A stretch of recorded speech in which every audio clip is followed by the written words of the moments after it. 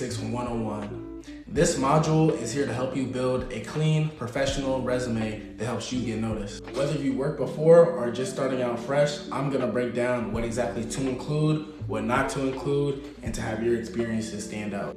All right, let's start with structure. Your resume should have 4 clear sections: contact information, work experience, education, and skills. Keep it simple. No fancy fonts, no big colors. Keep it clean and simple to read. Okay, now let's pause for a second. What is the first section that the employer should see on the top of your resume? When you list your jobs, don't just write what you did. Show what you achieved. For example, instead of writing worked at a restaurant, instead write served 50 customers a day while keeping 100% order accuracy. This shows skill, responsibility, and impact. Now, which one sounds stronger? Worked at a restaurant or served over 50 customers a day while keeping 100% order accuracy? You already know. Your resume should usually fit 1 page. Employers don't want to read your entire life story. Keep it short but strong and highlight your best experiences. If you have a lot of small jobs that you did, highlight the ones that show reliability and growth. Next up, add your skills and certification. If you've taken classes, earned certificates, or built skills in customer service, computer knowledge, or teamwork, list them. Even if your experience is limited, your skills still tell a story. And don't sleep on soft skills: communication, problem solving, leadership.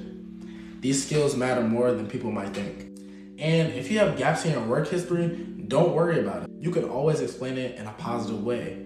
You can say, worked on personal development or completed training in whatever area you like. It's better to show progress than to just leave an empty space.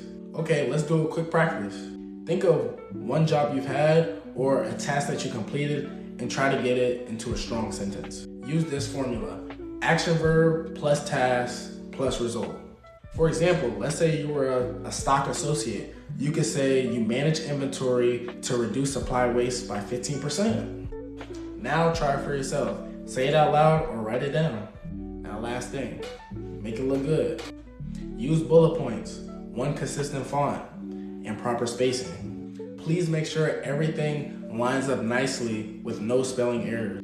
You want your resume to look like you cared enough to take time on it. That's what employers notice first. So that's a wrap on Resume Basics 101.